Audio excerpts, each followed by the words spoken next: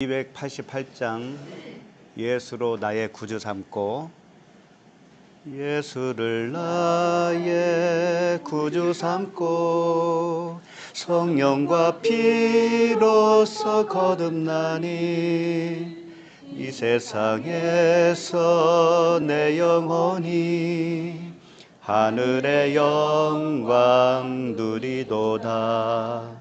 이것이 나의 간증이요 이것이 나의 찬송일세. 나 사는 동안 끊임없이 구주를 찬송하리로다.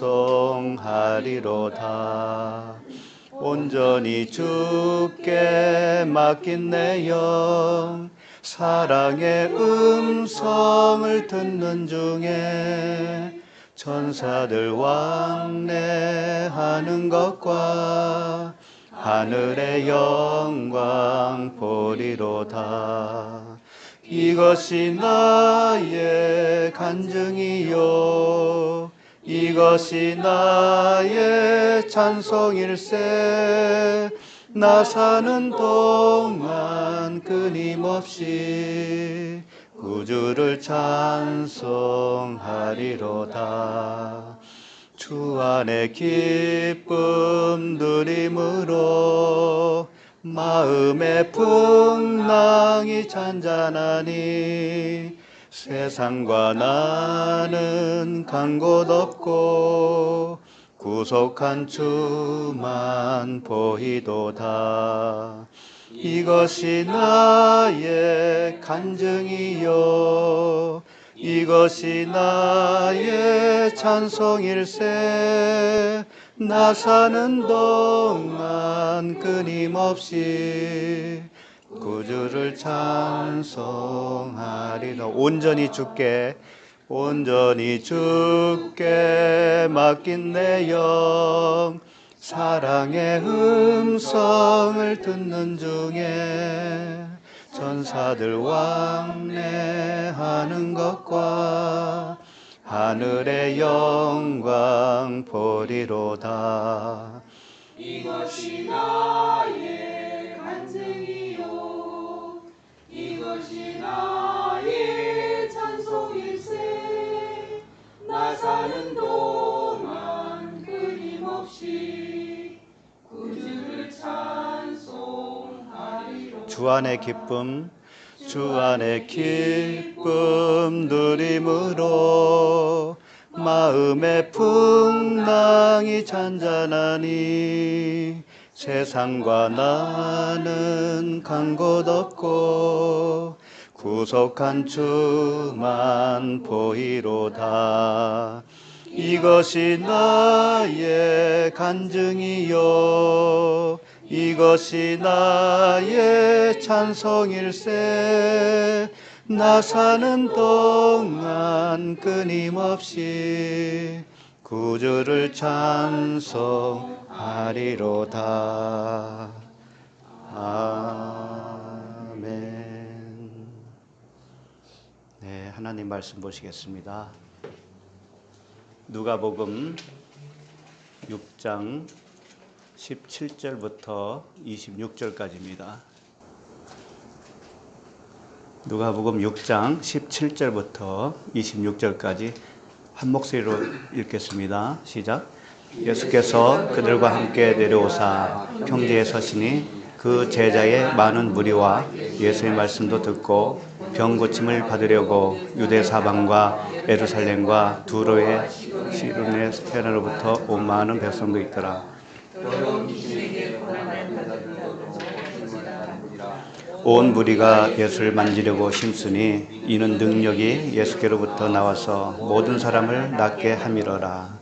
예수께서 눈을 들어 제자들을 보시고 이르시되 너희 가난한 자는 복이 있나니 하나님의 나라가 너희 것이며 지금 줄인 자는 복이 있나니 너희가 배부름을 얻을 것이며 지금 우는 자는 복이 있나니 너희가 웃을 것이며 인자로 말미암아 사람들이 너희를 미워하며 멀리하고 욕하고 너희 이름을 악하다 하여 버릴 때에는 너희에게 복이 있도다.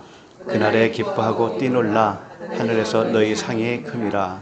그들의 조상들이 선지자들에게 이와 같이 하였느니라. 그러나 화 있을진저 너희 부요한 자여 너희는 너희의 위로를 이미 받았도다.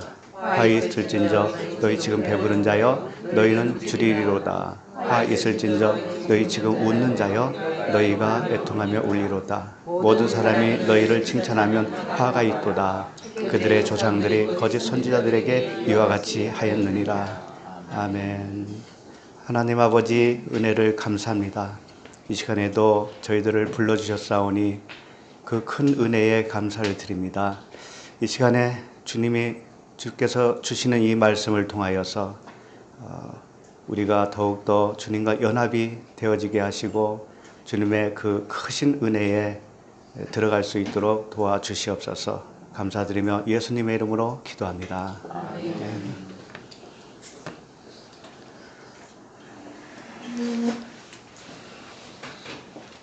하나님께서 우리를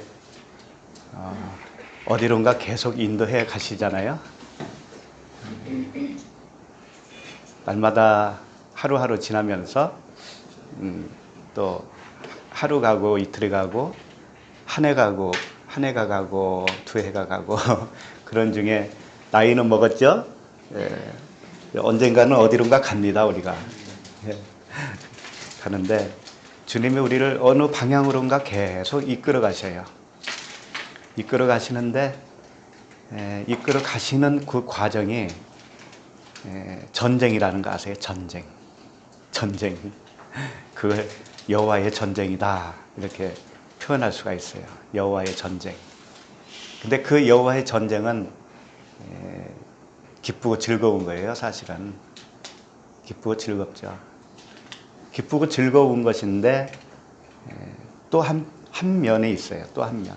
또 한 면은 무엇이냐? 그건 애통하고 슬프고 우는 거예요.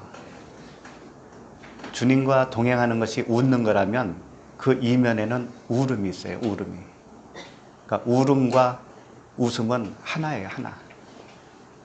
그런데 우리에게는 이 두 가지가 다 교차로 나타납니다. 울기도 하지만 웃기도 하는 거예요. 아프기도 하지만 기쁘기도 한 거죠. 이게 주님과의 동행이고 또 다르게 표현하면 주님과의 전쟁이다 이거죠. 전쟁. 왜 그럴까요?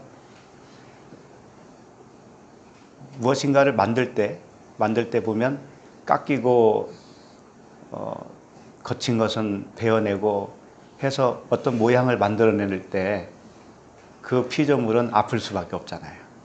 그러니까 우리가 아픕니다.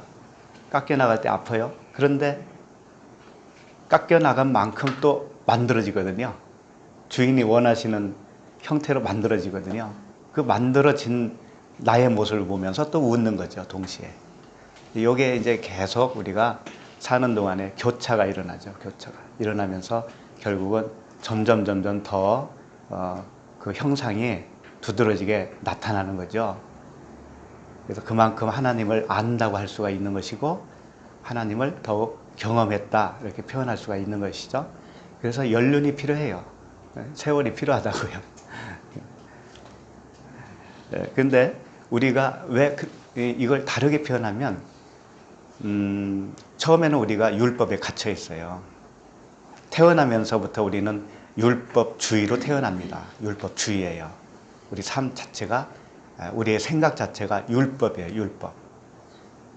그런데 그 율법에서 나오게 하는 것이 구원이거든요. 율법적인 사고방식, 율법적인 생각, 그 생각에서 생명으로 하나님의 마음으로 바꿔지는 것이 구원이에요. 그렇게 막 바꿔진 생각, 그것이 말씀이거든요. 그것을 끊임없이 해나가시는 거죠, 하나님은. 그래서 이걸 다르게 표현하면 겉과 속이 있다라고 하는 거죠. 우리의 생각은 겉이라면 하나님의 생각은 속이에요. 그래서 이 겉이 깨지면 속으로 지어져요. 그 말씀이 같은 누가복음에 있는데 이 말씀을 먼저 보고 오늘 본문 말씀을 좀 봤으면 좋겠거든요. 누가복음 11장이에요. 누가복음 11장 37절. 누가복음 11장 37절부터 40절까지 한번 읽어볼까요? 예수께서 말씀하실 때에 한 바리새인이 자기와 함께 점심 잡수시기를 청함으로 들어가 앉으셨더니 잡수시기 전에 손 씻지 아니하심을 그 바리새인이 보고 이상히 여기는지라.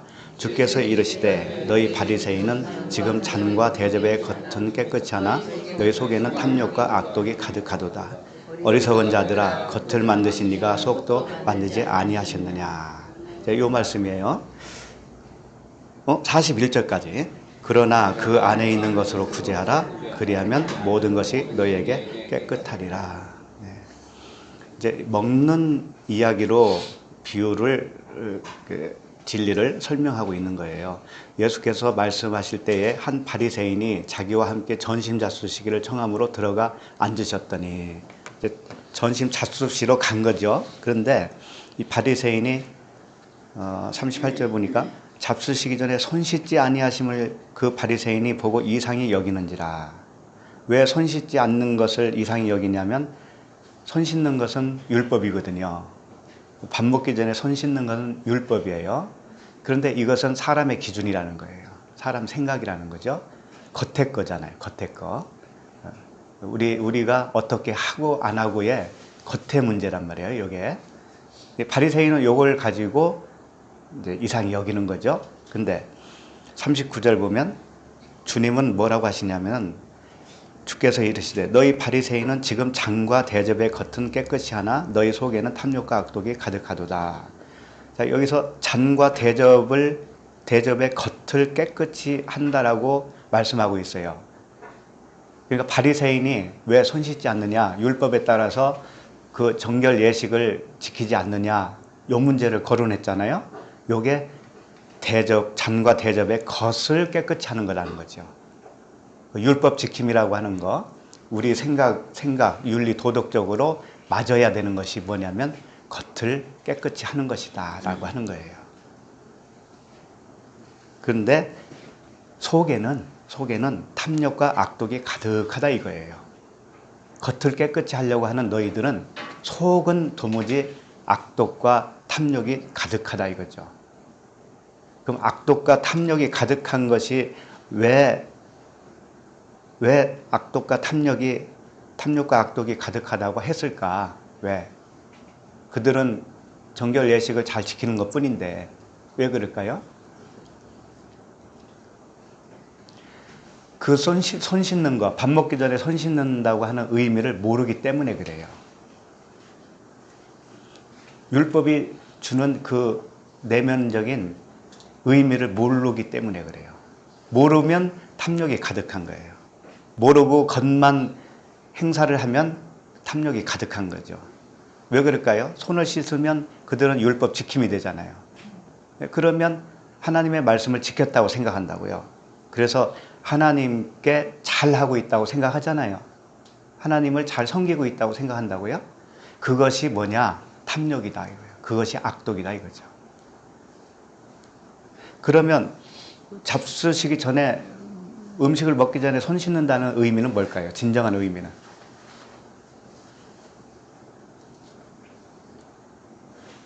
응? 응? 먹는 건 뭐예요? 먹는 거. 말씀이죠. 그럼 손을 씻는다는 건 뭐냐? 말씀의 겉을 씻는다는 거예요.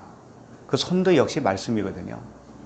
말씀이, 손이라고 하는 것은 구원의 손이고 능력을 말하는 거죠. 말씀밖에는 능력이 없잖아요. 그 말씀의 겉을 씻어야 된다는 의미예요. 그것이 말씀의 겉. 그러니까 바로 이 바리새인이 거론했던 율법 지키는 이 의미를 씻어내야 된다 이거지. 겉에 표현되어 있는 이 말씀을 그 이면의 뜻으로 알면 겉을 씻어낸 거예요. 근데 그건 하지 않고 행함으로만 영광 돌리려고 했던 것이죠. 이것이 악독이고 이것이 탐욕이다 이거예요. 자, 그러면 그 다음 절에 뭐라고 그러셨냐면 어리석은 자들아 겉을 만드시니가 속도 만들지 아니하셨느냐. 그러면 겉을 만드셨다고 그랬는데 겉이 뭐냐? 율법의 표면을 말하는 거예요. 율법의 그 조항들을 말하는 거예요. 요게 겉을 만드신 거예요.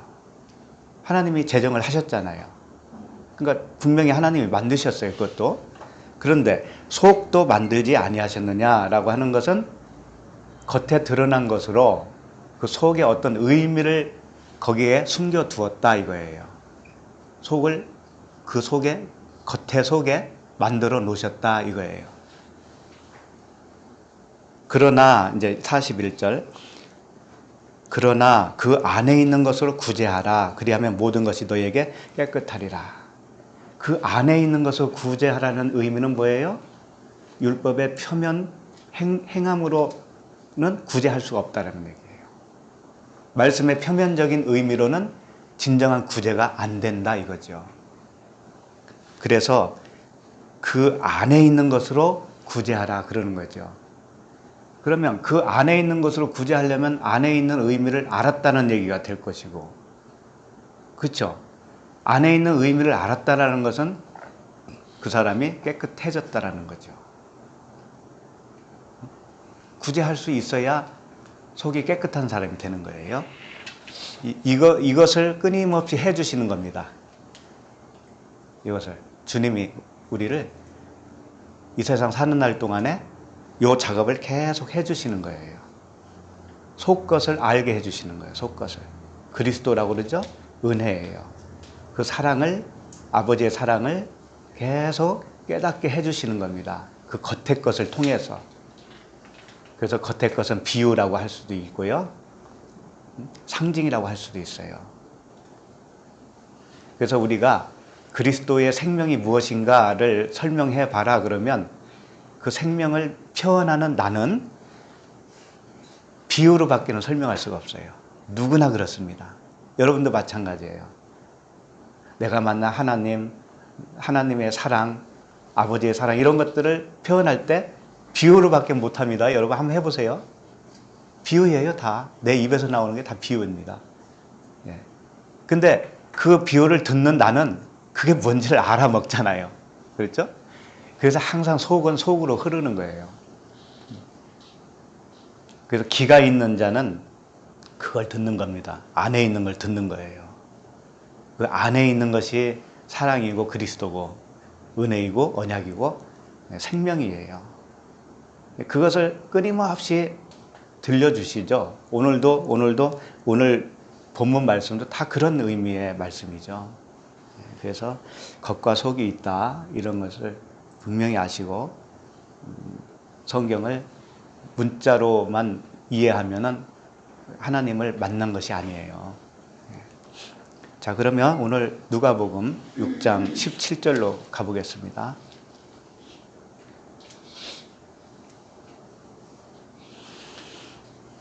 (17절) 함께 읽어볼까요? 시작. 예수께서 그들과 함께 내려오사 평지에 서시니 그 제자의 많은 무리와 예수의 말씀도 듣고 병 고침을 받으려고 유대 사방과 예루살렘과 두로와 시돈의 해안으로부터 온 많은 백성도 있더라. 한 절이 굉장히 길죠. 우리가 지난주에 살펴본 바에 의하면 주님이 산에서 기도하시고 제자들을 선택을 하셨죠. 그리고 이제 평지로 내려오셨다 이런 겁니다. 제자들을 택하고 기도하셨다라는 건 뭐냐? 높아진 마음을 평지로 만들었다는 의미라고 그랬잖아요. 예, 그러니까 제자 사도가 됐다는 것은 이미 그 마음이 평지가 된 거죠. 그들은 평지가 되었고 말씀이 된 거예요. 그 자신이 다 말씀이에요, 말씀. 그래서 오늘 이 17절 보면은 예수께서 그들과 함께 내려오사 평지에 서시니 그러잖아요. 그들이 누구예요? 그 사도들이잖아요. 사도들과 함께 말씀으로 내려오는 거예요. 말씀이 되어서 또 누군가에게 평지가 되게 하기 위해서 서시는 거죠. 섬기는 겁니다. 섬겨주시는 거예요. 그리고 그 제자의 많은 무리와 예수의 말씀도 듣고 병 고침을 받으려고 이제 많은 무리 병 고침을 받으려고 왔어요. 근데 어디서부터 왔느냐? 유대 사방과 예루살렘과 두로와 시돈의 해안으로부터 온 많은 백성도 있더라. 유대, 예루살렘, 두로와 시돈에서 왔다 이겁니다. 이 말씀을 보면서 생각나는 게 있어요. 유대, 예루살렘, 두로, 시돈 이렇게 나열되어 있는 것이 어떤 의미냐면은, 물론 어느 지방에서 왔다는 의미가 되겠지만 우리 내면의 의미로 보면 우리 안에 이게 다 있는 거예요. 우리 안에. 그래서 오직 성령이 너에게 임하시면, 사도행전 1장 8절 기억나실 거예요. 오직 성령이 너에게 임하시면 너희가 권능을 받고, 성령으로부터 권능을 받으면 어떻게 되냐면 예루살렘과 온 유대와 사마리아와 땅끝까지 이르러 내 증인이 되리라 하시니라. 이 말씀 기억나시죠? 이것을 어떤 지형으로 생각하시면 안 돼요. 의미를 담아놨다고요. 예루살렘이라고 하는 의미는 육신의 정욕을 말하는 거예요. 육신의 정욕. 육신의 정욕은, 예루살렘은 눈에 보이는 성전을 의미합니다. 그러니까 율법 자체를 의미해요. 눈에 보이는 성전, 예루살렘. 그리고 유대는 뭐예요? 유대는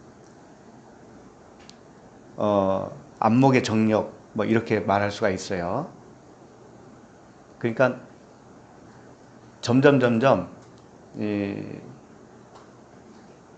그 율법의 핵심에서부터 벗어나는 거예요.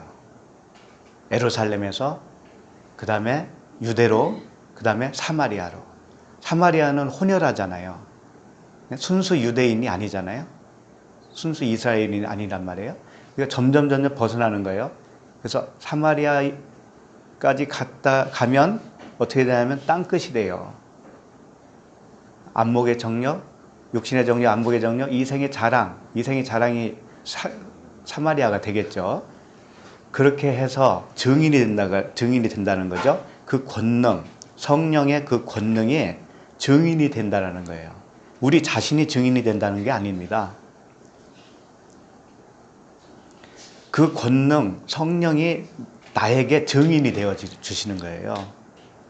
그분이 나를 예루살렘에서 나오게 하고, 유대에서 나오게 하고, 사마리아에서 나오게 해서 땅끝, 티끌까지 가게 해 주신다는 거예요. 나를. 그 권능이. 그러면 그때는 나는 티끌이 되고, 티끌이 됐다라는 것은 온전히 섰다라는 의미가 돼요. 온전히 그리스도만이 나에게 남는 거죠. 나는 없고 그리스도가 남는 거예요. 그렇게 해주시는 의미의 말씀들이에요. 그러니까 성령 받고 권능을 받으면 지구 땅끝까지 이르러서 증인이 되자 해서 땅끝까지 가자. 도대체 땅끝이 어디예요? 도대체. 이 둥근 지구가 땅끝이 어디냐고요.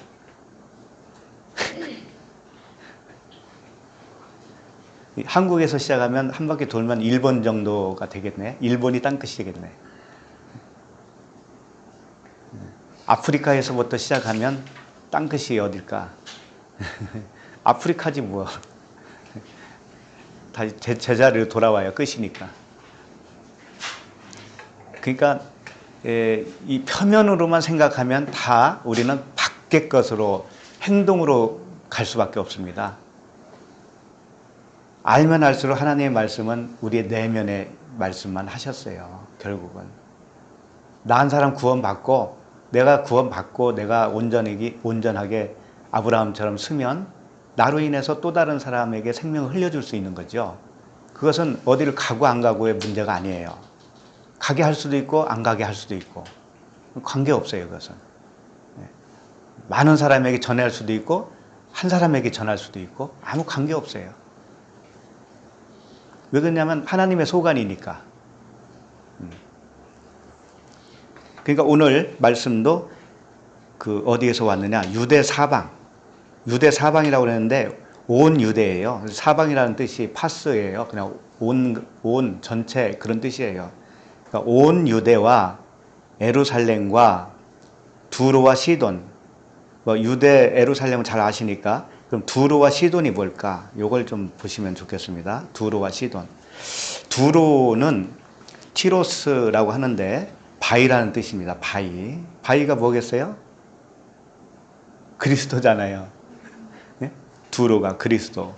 그런데 이 바위가 이 부싯돌이기도 하고, 그런데 추루라고 하는 단어에서 왔어요. 추루가 뭐냐면 속박이에요. 속박.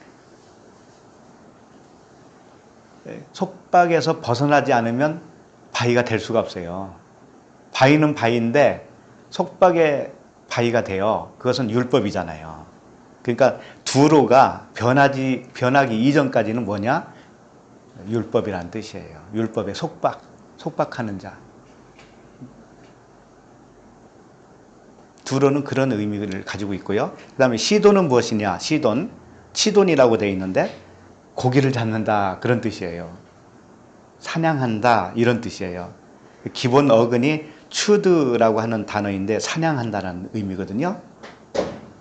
그러니까 두로나 시돈이나 같은 의미예요, 사실은.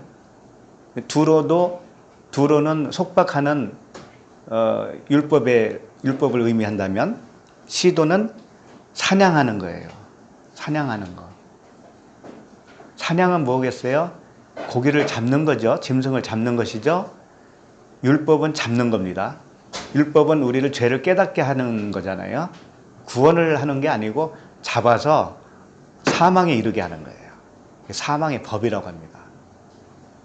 그러니까 두로나 시돈이나 같은 의미죠. 사냥하는 에서 아시잖아요. 에서는 사냥을 즐겨 했다고 그랬죠. 야곱은 뭘 했을까? 음식 만드는 거 좋아했죠. 팥죽 썼잖아, 팥죽. 에서와 야곱은 하나이지만 각각 둘로 나눠서는 그렇게 표현하는 거예요. 에서는 사냥을 좋아해. 사냥을 한다는 의미는 사람을 죽이는 거죠. 잡는 거예요. 짐승을 잡아서 너 죄인이지? 라고 폭로를 시켜주는 역할을 하는 거예요. 율법이죠, 율법. 근데 야곱은 팥죽을 써요. 진짜 먹을 양식을 써요. 그래서 그걸 주고 바꿔 먹잖아요. 장자를 뺏어 먹잖아요. 이제 그건 창세기 가면 또 자세히 볼 것이니까. 그러니까 두로와 시돈 이것도 율법이다. 그럼 해안으로부터 왔다고 그랬죠? 해안으로부터. 해안이 뭐냐면 파랄리오스라고 하는 단어인데 이게 이제 두 단어의 합성이에요. 뭐냐면 파랄로기조마이라고 하는 단어와 할스라고 하는 단어가 합성화가 되어 있어요. 이게 복잡하니까 그냥 듣고만 넘기시면 돼요. 파랄로기조마이라는 게 뭐냐면 말씀을 잘못 계산했다 이런 뜻이에요. 그리고 할스는 소금이에요. 소금. 그러니까 소금을 잘못 계산했다 이런 뜻이겠죠. 해안이란 뜻이. 소금을 잘못 계산했다는 의미가 뭘까요? 소금은 뭡니까? 언약이잖아요. 언약. 언약을 잘못 계산하면 뭐가 돼요? 율법이 되잖아요. 해안이라고 하는 단어가 이 누가복음에서만 딱 한 번 나와요. 누가가 이렇게 표현을 한 거죠. 해안에 있는 시돈, 두로 지방이 무엇인가? 말씀이 잘못 계산되어 있는 상태, 아직 그 율법에서 벗어나지 못한 상태, 율법과 복음이 하나라는 것을 아직 계산되지 못했어요. 아직까지는. 그런 사람들이 뭐냐? 고침을 받으러 왔다 이거죠.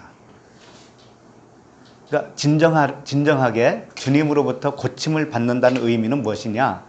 율법에서 벗어나는 거예요. 율법에서 벗어나는 것이 치료받는 거라고요. 다른 것이 아니라.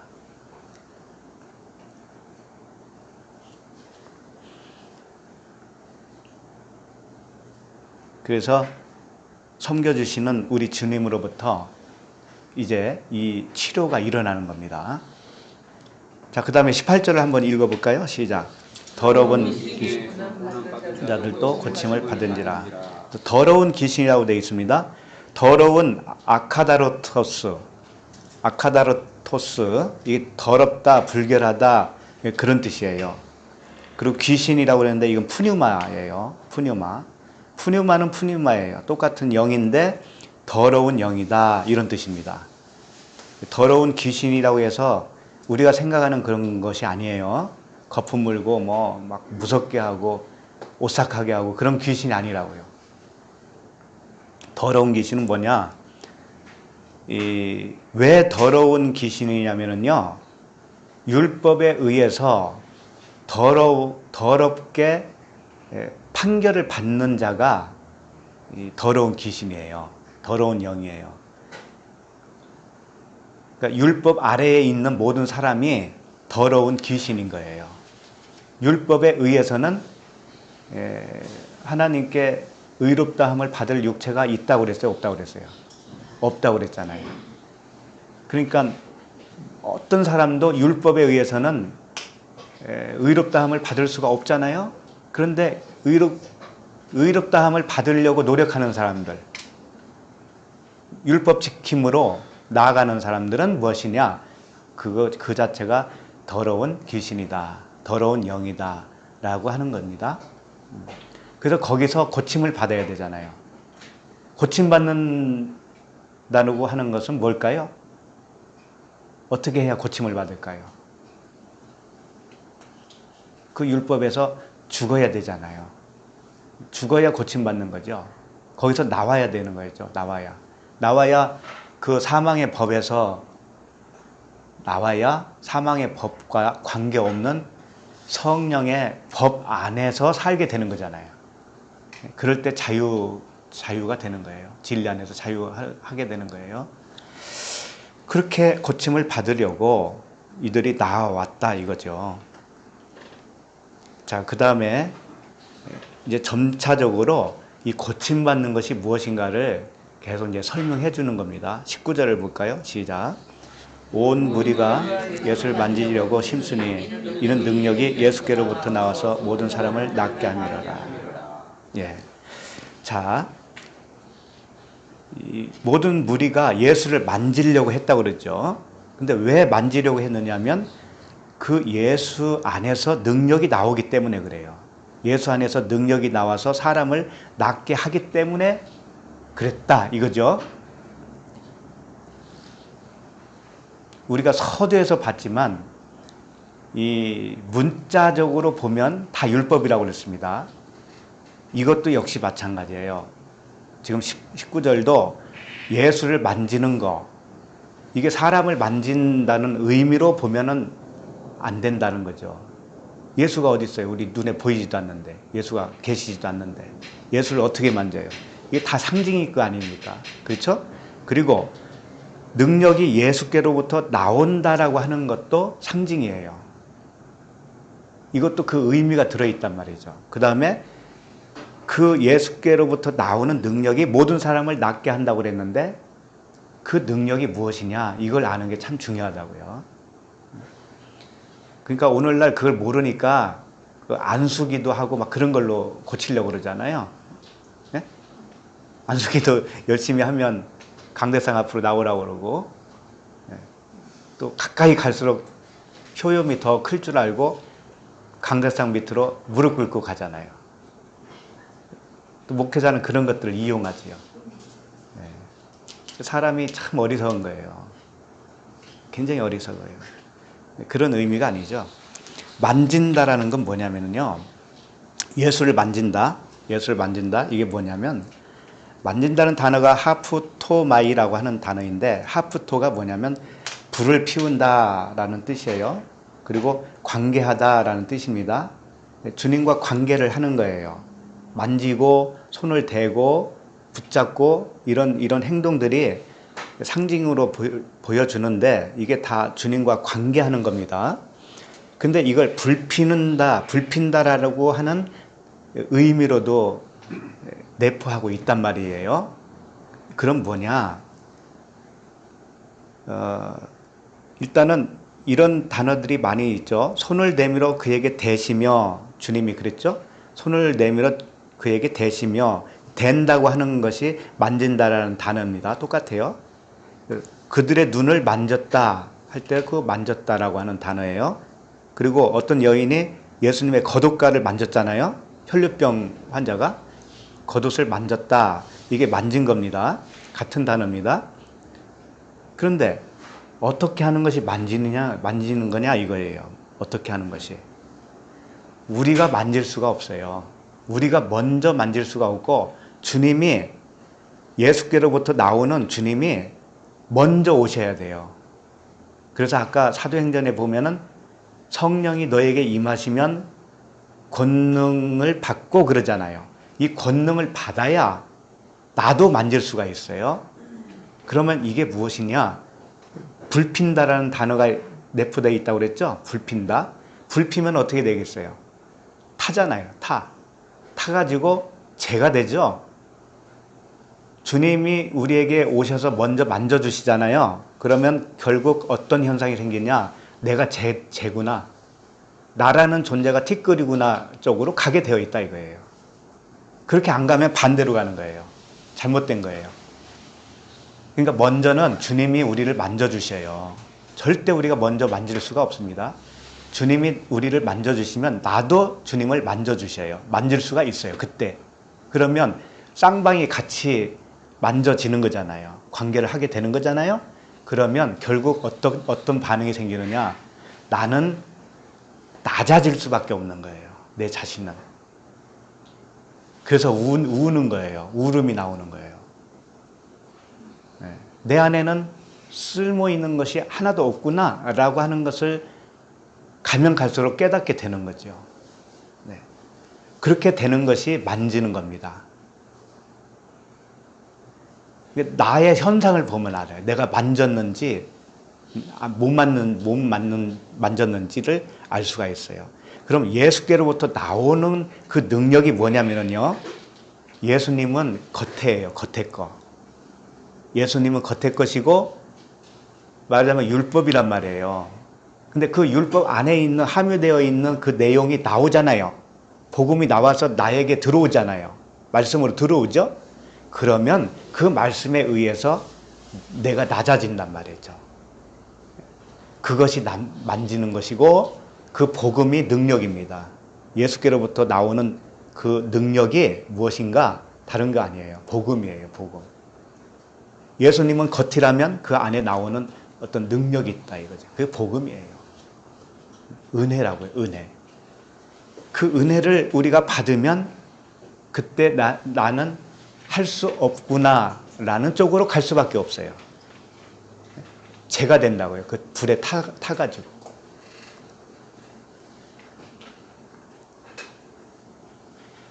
그래서 결국은 우리가 죄가 되면 어떻게 되냐면 나는 없고 그 생명만 남는 거예요. 그 생명만. 그분으로부터 들어온 능력 있죠? 그것이 복음이라고 그랬잖아요. 복음이며 그 자체가 그리스도예요. 그리스도이시며 언약이시며 생명이셔요.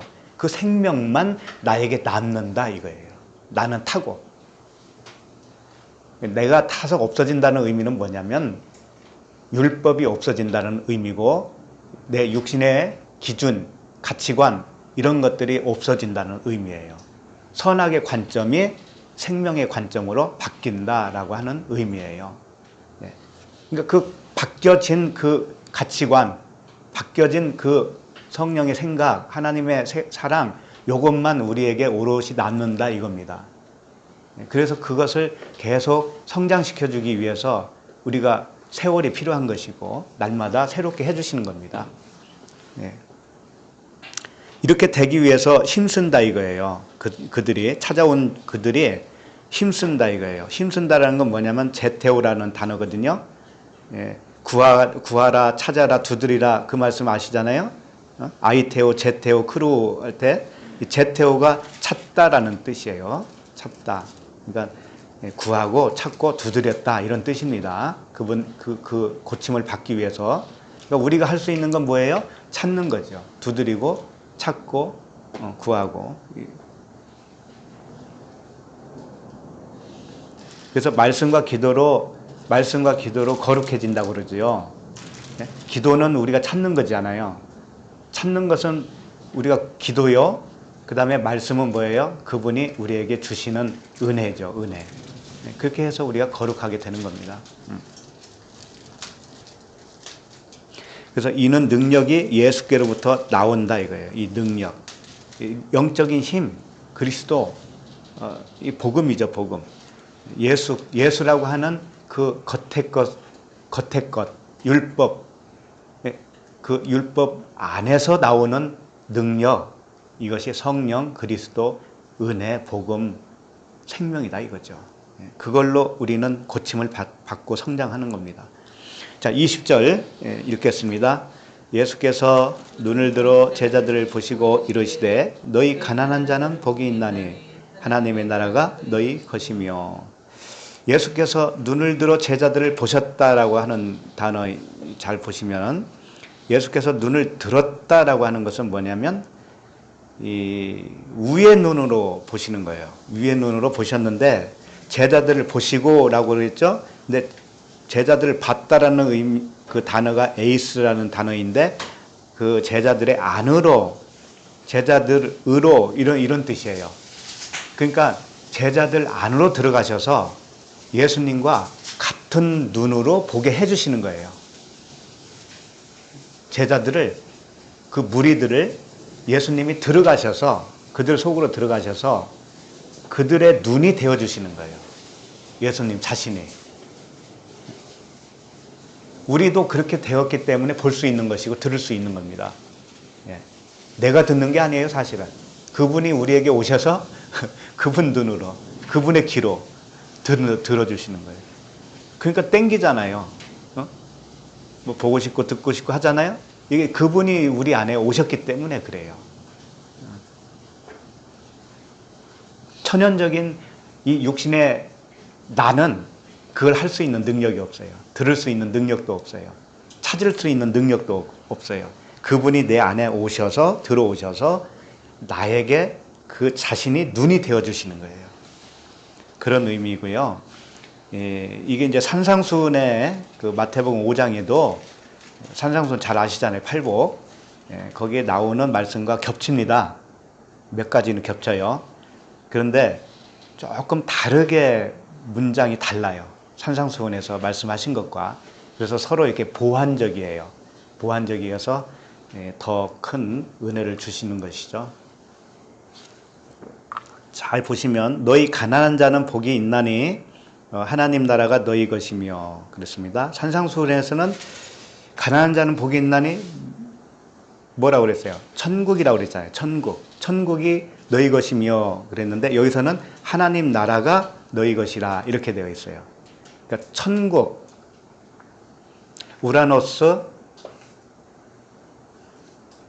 우라노스잖아요. 바실레이아. 그러니까 천국, 우라노스, 바실레이아. 그런데 여기서는 하나님 나라 이렇게 되어 있어요. 바실레이아 투 데우 이렇게 되어 있어요. 그러니까 데오스, 하나님의 나라가, 바실레이아가 너희 것이다. 하나님 나라나 천국이나 같다라는 의미죠. 이게 서로 보완적이에요. 자, 그러면 너희 가난한 자는 복이 있다라고 이렇게 되어 있는데 원어에 보면 순서가 어떻게 되어 있냐면 이 복이 있나니가 먼저 나와요. 마카리오이 이렇게 되어 있거든요. 복 있는 자는 복이 있나니 이런 뜻이에요. 그 다음에 호이, 푸토코이 이렇게 되어 있어요. 푸토코스의 가난 아시죠? 절대적인 가난. 이 푸토코이. 그러니까 복이 먼저 들어오면 너희 마음이 가난해진다 이런 뜻이죠. 너희 마음이 가난해진다. 그러면 너희 마음이 가난해졌으면 그 마음 자신이 하나님의 나라야 이런 뜻이에요. 그러니까 결국은 우리는 가난한 마음으로 가게 되어 있습니다. 네. 그 자체가 뭔가 하나님 나라다 그런 뜻이에요. 그 자체가 천국이다 그런 뜻입니다. 가난한 마음, 가난해진 마음. 왜? 가난해졌다라는 것은 내 생각이 그만큼 부인된 거잖아요. 부인됐다라는 것은 그 나라가 임했다라는 증거죠. 그 나라가 그만큼 임했기 때문에 내가 부인되어지는 거니까.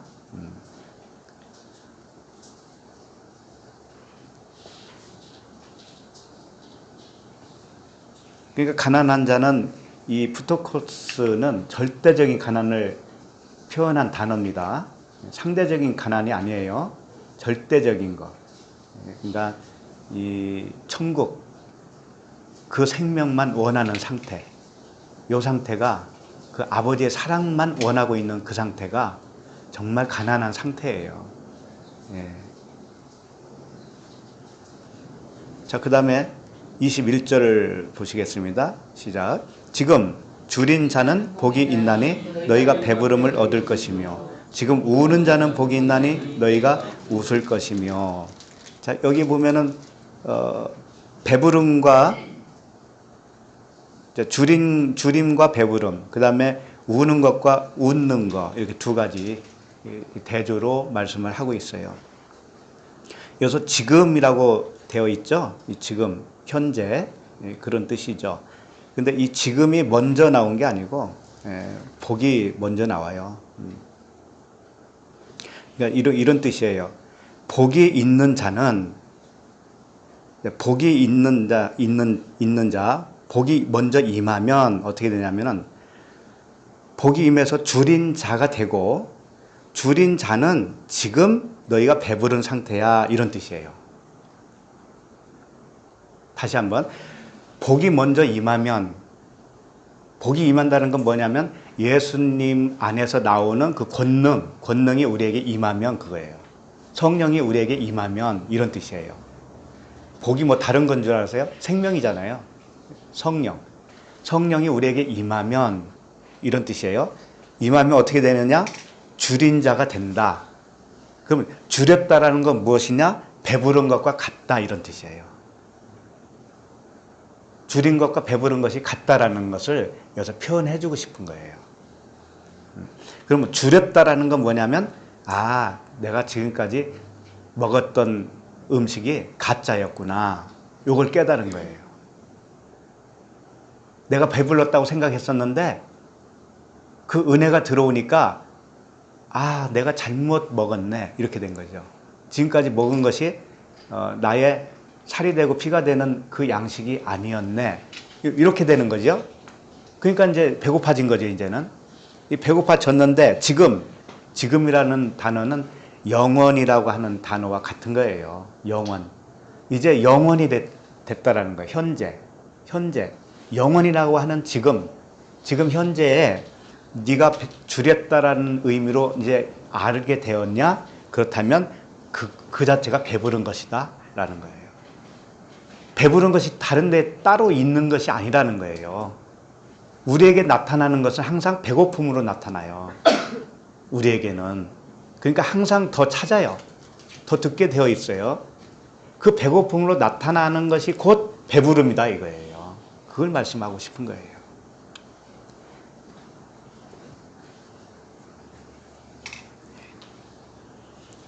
이게 배부름이라고 하는 것은 결국은 복음이잖아요.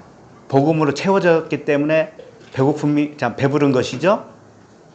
예, 복음으로 채워지면 배부른 거예요, 그것이. 그런데 우리에게는 배고픔으로도 또 나타나는 거예요, 같이. 그럴 거 아니에요? 배고픔으로 나타나는 것은 지금까지 내가 잘못 먹은 것이 계속 나가는 상태예요. 나가요. 잘못 먹은 것이 나가요. 그러니까 또 배고프죠. 그러니까 또 먹고 싶죠. 그럼 먹으면 또 배부르잖아요. 이게 같다라는 거예요. 반복적으로 일어나는데 이게 같다라는 거죠. 자, 그 다음에 지금 우는 자는 복이 있나니 너희가 웃을 것이며, 그랬습니다. 여기서 이제 우는 것과 웃는 것을 대조적으로 말씀하고 있어요. 복이 있는 자는 우는 것과 웃는 것이 사실은 하나다, 그런 뜻입니다. 그럼 우는 것은 뭘까요? 우는 거. 우리 주일날 아브라함이 울었잖아요. 슬퍼하며 애통했죠? 울었잖아요. 근데 왜 울었냐면 사라가 죽어서 울었단 말이에요. 근데 사라가 죽었다라고 하는 의미는 아브라함 속에서 온전히 완성이 되었다라는 의미라고 그랬잖아요. 그러니까 복음으로 내 안에서 완성이 되어질 때 울어요. 울어. 그 우는 현상이 뭐냐면 비진리가 나가는 거란 말이죠. 비둘기가 나가는 것이 우는 거예요.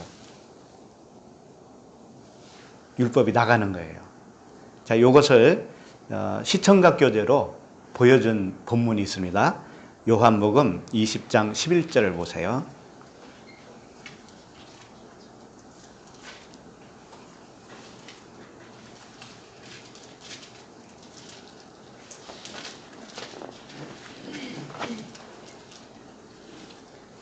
요한복음 20장 11절. 여기 이제 11절에서부터 시작해서 25절까지 볼 겁니다. 좀 길어요. 네. 20장 11절 보시면 이제 마리아가 예수님이 그 무덤에 예수님이 죽으시고 무덤에 장사 지냈잖아요. 그 무덤에 간 거예요. 자, 11절 볼게요. 마리아는 무덤 밖에 서서 울고 있더니 울면서 굽으려 무덤만을 들여다보니. 자, 마리아가 울고 있어요. 왜 울어요?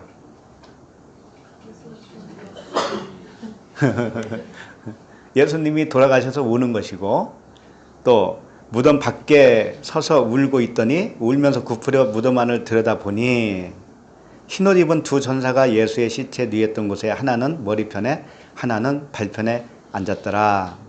자, 천사들이 이르되 13절 여자여 어찌하여 우느냐 이르되 사람들이 내 주님을 옮겨다가 어디 두었는지 내가 알지 못함이니이다. 자, 왜 울었어요? 마리아가? 시체가 없어졌죠. 주님이 없어졌어요. 그래서 우는 거잖아요. 그러니까 운다라는 의미는 뭐냐? 주님, 그 눈에 보이는 주님, 율법, 요걸 잊어버릴 때, 이게 나에게서 나갈 때 우는 거예요. 그 자체가 운다라는 표현을 쓰고 있는 거예요. 실제 우리가 눈물을 흘렸든지 안 흘렸든지 그건 관계없어요. 눈물 흘리는 현상으로 나오기도 하죠. 그러니까 눈에 보이는 예수라고 하는 그분을 잃어버리면 우는 겁니다. 마리아처럼 우는 거예요. 내 안에서 예수가 나가면, 예수가 없어지면 우는 거라고요. 그것이. 예수가 없다라는 의미는 뭐가 들어왔다라는 거예요? 그리스도로 들어왔다라는 의미란 말이에요. 네? 자, 그 다음에 14절 이 말을 하고 뒤로 돌이켜 예수께서 서 계신 것을 보았으나 예수이신 줄은 알지 못하더라. 뒤로 돌이켜서 보니까 예수님이 서 계셔요. 그런데 예수인지는 아직 몰라요. 그 의미는 뭐냐면 아직 율법이라고 하는 뒤를 돌아봤어도 아직 모른다는 거예요. 복음을 아직 몰라요. 자, 그 상태에서 예수님이 말씀을 하십니다. 15절 예수께서 이르시되 여자여 어찌하여 울며 누구를 찾느냐 하시니 마리아는 그가 동산지기인 줄 알고 이르되 주여 당신이 옮겼거든 어디 두었는지 내게 이루소서 그리하면 내가 가져가리이다. 지금 진리를 찾고 있는 그 마리아의 모습을 알 수가 있어요. 예수께서 그 다음에 16절 예수께서 마리아야 하시거늘 마리아가 돌이켜 히브리 말로 랍오니 하니 이는 선생님이라 하는 말이라. 자, 예수님이 마리아야 부르니까 그때 선생님으로 불렀어요. 마리아가 선생님으로 가르침을 받는 거예요. 가르침을 받아요. 가르침을 받아야 이제 알게 되는 거죠. 그리스도를. 자, 17절 예수께서 이르시되 나를 붙들지 말라 내가 아직 아버지께로 올라가지 아니하였노라 너는 내 형제들에게 가서 이르되 내가 내 아버지 곧 너희 아버지 내 하나님 곧 너희 하나님께로 올라간다 하라 하시니. 자, 여기서 이제 붙들지 말라가 뭐냐면은 아까 우리 본문에서 봤던 그 만졌다 그런 단어예요. 손을 댔다 이런 단어입니다. 근데 예수님이 왜 나를 만지지 말라 그랬을까요?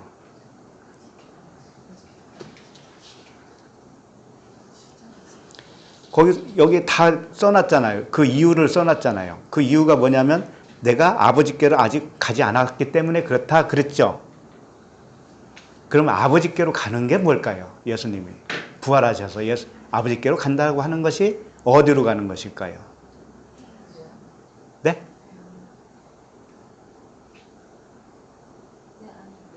그렇죠. 내 안에 들어오는 걸 말하는 거예요. 내가 성령이 전이 되면 내가 아버지예요. 어? 근데 아직 그렇게 안 됐다라는 거예요. 아직 안 됐다라는 의미는 뭐냐? 내 복음이, 부활한 내 복음이 그리스도로 네 안에 아직 안 들어갔다 이거예요. 네가 아직 아버지 집으로 져지지 않았기 때문에 너는 나를 손댈 수 없다 이거죠. 응? 그 말이란 말이에요.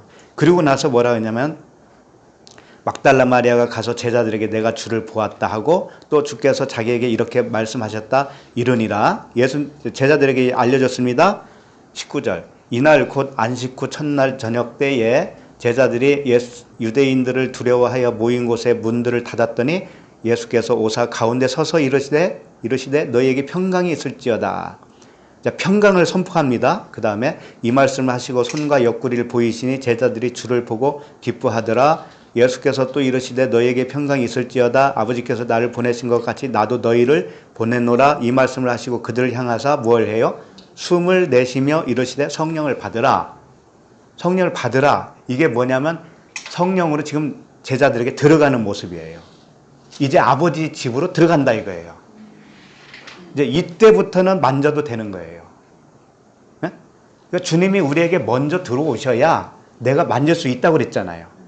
들어오지 않으면 우리가 만질 수가 없다니까요, 그분을. 그러니까 숨을 내쉬며 이르시되 성령을 받으라. 누구의 죄든지 사하면 사해질 것이요 누구의 죄든지 그대로 두면 그대로 있으리라 하시니 12 제자 중에 하나로서 디두무라 불리는 도마는 예수께서 오셨을 때 함께 있지 아니한지라. 다른 제자들이 그에게 이르되 우리가 주를 보았노라 하니 도마가 이르되 내가 그의 손에 못자국을 보며 내 손가락을 그 못자국에 넣으며 내 손을 그 옆구리에 넣어보지 않고는 믿지 아니하겠노라 하니라. 이제 만져도 되는 거예요. 옆구리에 넣어도 되고 손을 만져도 되고 몸을 만져도 되고 상관없어요. 왜? 성령이 임하고 권능이 임하고 내 자신이 성령의 전이 되었기 때문에 이제 도마도 성령의 전이 되었기 때문에 그분과 하나가 되었기 때문에 만진다 이거예요. 그분이 들어오지 않으면 만질 수가 없다는 얘기예요. 그걸 마리아에게 아직 만지지 마라, 응? 이런 말씀을 하신 거죠. 이게 이제 우는 거라는 거예요. 우는 건 무엇이냐? 주님을 잃어버린 거예요. 겉에 주님을 잃어버린 거예요. 응? 율법을 잃어버렸는데 그분이 나에게 연합이 되어지기까지는 우는 거예요. 연합이 되어지면 그때는 이제 웃는 거예요. 그러니까 그것이 같이 일어나기 때문에 사실 우는 것과 웃는 것은 하나예요. 그걸 말씀을 하고 있는 거죠.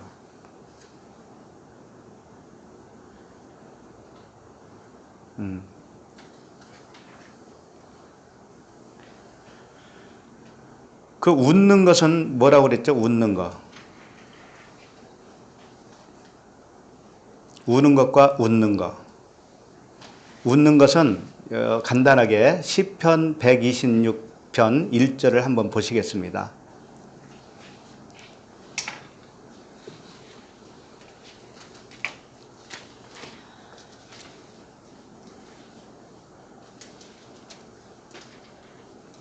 시편 126편 1절.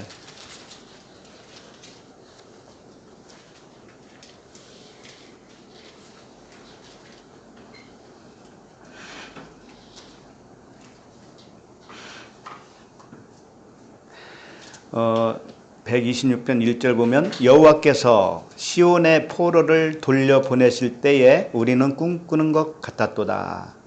바벨론의 포로로 잡혀간 이스라엘이 70년이 지나고 이제 귀국을 하잖아요. 그때 이 시온의 포로를 돌려보냈다 이렇게 표현을 한 겁니다. 근데 왜 시온이라고 그랬을까요? 시온은 예루살렘의 다른 이름이에요. 예루살렘을 시온으로도 표현합니다. 그런데 예루살렘 할 때는 겉의 것을 표현한 것이고 시온 할 때는 그 겉에 안에 있는, 겉에 안쪽에 있는 복음을 말하고 있어요. 그러니까 시온의 포로를 돌려보낸다는 의미는 뭐냐? 복음으로 이제 나왔다 이런 뜻이에요. 그 율법이라고 하는 우리를 속박하는 그 속박에서 예루살렘에서 벗어났다 이거예요. 그 포로에서 벗어났다 이거예요. 복음으로 이제 깨달아서 벗어났다 이겁니다. 그럴 때 꿈꾸는 것 같았다. 이게 웃는 겁니다. 이게 웃는 거예요. 그러니까 웃는 것은 율법에서 복음으로 나왔을 때 그때 웃는 거죠.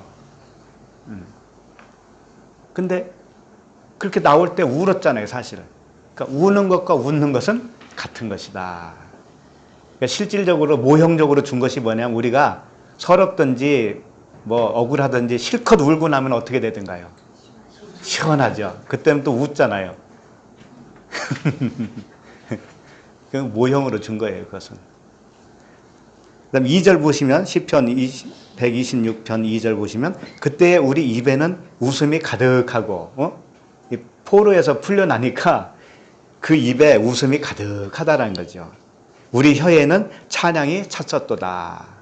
정말 이제 복음의 그 진리의 말이 나온다 이거예요. 우리 입에서 찬양이 찼었도다. 그때에 문 나라 가운데서 말하기를 여호와께서 그들을 위하여 큰 일을 행하셨다 하였도다.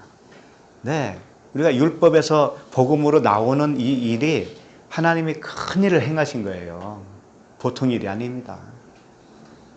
보통 일이 아니에요. 그분이 우리에게 오셔서 그분 자신의 눈과 귀가 나의 눈과 귀가 되어주셔서 그 일을 행하신 거거든요. 보통 일이 아니죠.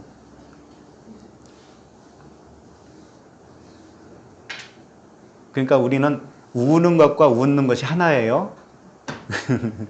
그러니까 눈물이 나올 때는 우시고 그 우시는 것이 웃는 거거든요, 사실은. 자, 22절 누가복음 6장 22절입니다. 읽어볼까요?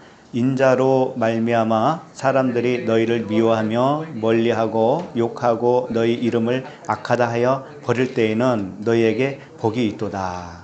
네. 인자로 말미암아라고 하는 것은 뭐예요? 예수 그리스도 때문에 그렇다는 말씀이잖아요.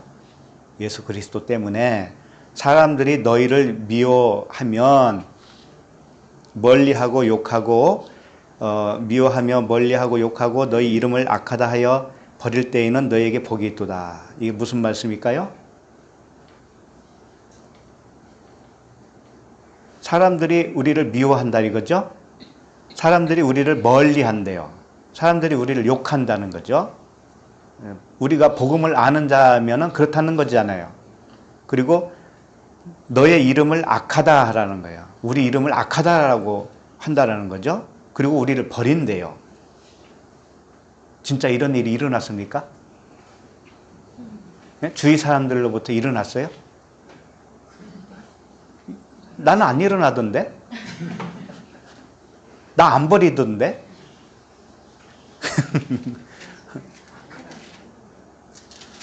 그래서 이 말씀이 만만치 않은 거예요. 이걸 요 말씀 그대로 적용을 하면 진짜 사람들이 나를 욕하고 멀리하고 미워하고 이런 말로 들리죠? 그래서 핍박받으면 참 즐겁네 이렇게 넘겨가기도 하는데 물론 그런 면도 없지 않아 있어요. 왜? 말이 안 통하니까 쟤 이상하게 됐다. 좀 이상한 데 빠졌다. 그런 형상도 물론 있어요. 그런데 이 말씀은 그렇게 하는 거 아니에요. 다 그런 건 아니잖아요. 우리를 어떻게 뭐 버리기까지 하던가요, 누가? 그렇지 않잖아요. 너의 이름을 악하다라고 막 박성규 너 이름 악하다 이렇게까지 하지 않잖아요. 그러니까 이건 뭐냐면 인자로 말미암아라고 하는 의미는 이 깨닫게 해주는 성령을 말하는 거예요. 우리 안에 들어오셔서 초반에 그랬잖아요. 초반에 예수 안에 있는 그 권능이 뭘 어떻게 한다고 그랬어요? 그 권능이 고쳐주신다고 그랬잖아요. 그 병을. 그러니까 병을 고쳐주시는 권능을 말하는 거예요. 그 권능 때문에 이런 뜻이에요. 권능 때문에. 그 권능, 성령의 권능이 우리에게 들어오시면 어떻게 되느냐? 사람들이 너희를 미워한다고 그랬잖아요. 이 사람이 누구냐? 이 사람들이 율법이에요. 응? 내 안에 율법이, 예? 율법이 어떻게 하느냐? 나를 미워한다니까? 나를 미워한다고요. 율법이라고 하는 잣대가 그때 살아나는 거예요. 성령이 오시면 율법이라고 하는 잣대가 살아나서 아, 나는 죄인이구나 이렇게 된다니까요. 내가 미움을 당하는 겁니다. 율법에 의해서 미움을 당해요. 그리고 나서 멀리하고 욕해요. 그 율법이 나를 이제 떠밀어 버려요. 나를 멀리한다고요. 그 권능이 들어오셔서. 그러니까 율법과 나는 이제 멀어지는 거죠. 예. 그래서 나는 점차적으로 욕을 먹는 겁니다. 그리고 멀리함을 당하고 욕을 먹고 내가 악한 자라는 그 인식을 하게 돼요. 그리고 버리게 돼요. 결국은. 어디서 버려져요? 율법과 내가 이제 헤어진다 이거예요. 헤어진다 이거예요. 그 율법이 나를 버려버리잖아요. 사망 가운데로 죽여버리잖아요. 그런 자는 뭐다? 복이 있다. 이런 뜻이랍니다. 그러니까 먼저 미움을 당한 사람이 누구였어요? 예수님이었잖아요. 똑같이 그것을 우리 안에서 일어나는 거예요. 예수가 욕을 당했잖아요. 욕을 당하고 악하다는 소리도 들었고, 결국은 십자가에 버려버렸잖아요. 그렇게 내 안에서 내가 일어나는 거예요. 나라고 하는 옛사람이 이렇게 버림을 당한다 이거예요. 내 안에서 나라고 하는 옛사람이 버림을 당하면 복이 있다. 그 자는 복이 있다. 왜? 복음으로 채워졌으니까. 그런 뜻이라고요. 역설적인 그런 말씀이죠. 그래서 요한복음 15장 18절에 주님이 이런 말씀하셨어요. 세상이 너희를 미워하면 너희보다 먼저 나를 미워한 줄 알라 이렇게 말씀하셨어요. 그러니까 세상이 너희를 미워하면이라는 말씀도 세상은 나입니다. 나의 옛사람이에요. 나의 옛사람이 너를 미워하잖아요. 그러면 사실은 너를 미워한 게 아니고 예수를 미워한 거다 이거죠. 그러니까 네가 예수야. 네가 예수야 사실은. 네가 예수인데 사람들, 옛사람, 너의 옛사람이 그 예수라고 하는 너를 미워한다 이거예요. 그러면 너를 먼저 미워한 것이 아니고 그 예수를 미워한 것이 된다 이거죠. 그리고 요한복음 7장 7절이 이런 말씀을 하셔요.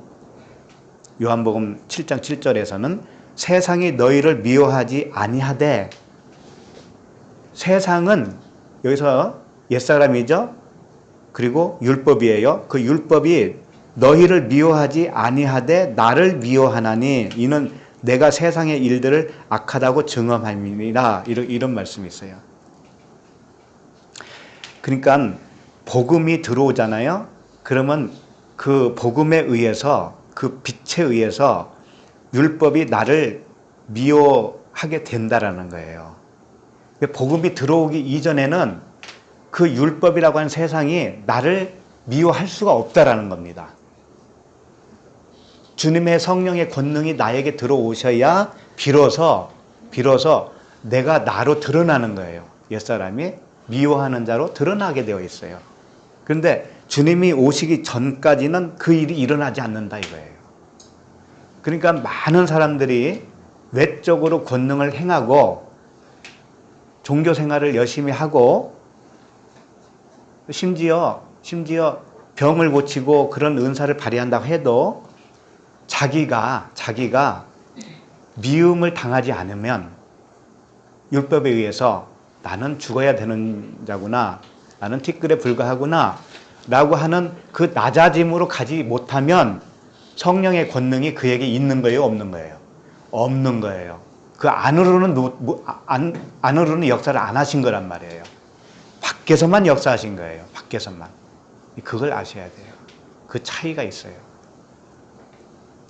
그래서 그런 사람은 항상 자신이 주인이에요. 자신이 주인이 되어서 기도도 열심히 하고 권능도 발휘를 하는 거예요. 주님의 힘을 입어서. 주님의 힘을 입어서 역사를 일으키면 누가 일으키는 거예요? 자기가 하는 거잖아요. 자기는 살아있는 거예요. 항상. 거기에 속아요, 우리가.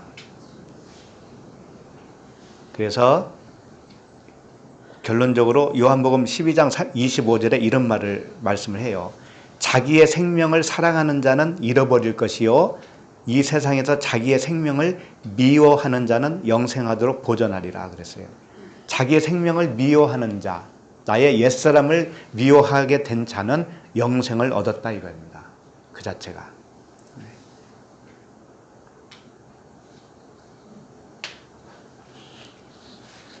자, 그럼 누가복음 23절로 가겠습니다. 6장 23절.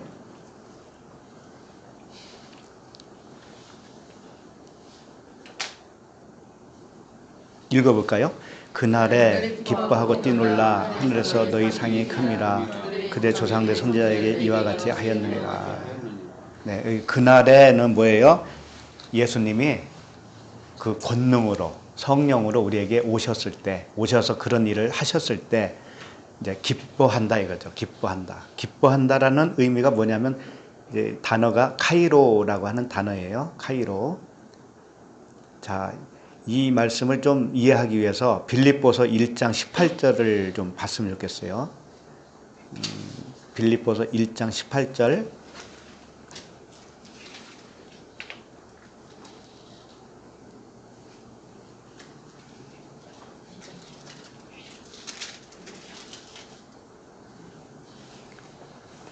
기뻐하는 것이 무엇이냐? 빌립보서 1장 18절. 그러면 무엇이냐? 거칠애로 하나 참으로 하나 무슨 방도를 하든지 전파되는 것은 그리스도니 이로써 나는 기뻐하고 또한 기뻐하리라 이랬죠? 이게 무슨 뜻이냐면 거칠애로 한다는 건 뭐냐면 율법으로 한다는 거죠. 참으로 한다는 건 뭐예요? 복음으로 하는 것이죠. 그런데 거칠애, 율법을 하든지 참으로 하든지 복음을 하든지 전파되는 것은 그리스도가 된다면 기뻐하는 거예요. 이 의미가 뭐냐? 율법과 복음을 알았다 이거죠. 하나로 알았다 이거예요. 율법과 복음이 하나라고 하는 그 의미를 이제 알았어요.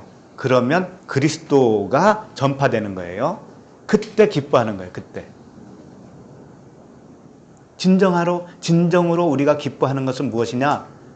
이 말씀 안에 복음을 깨달아 알 때 그때 기뻐하는 거다. 그게 기쁨이다 이거죠. 진정한 기쁨이다 이거죠.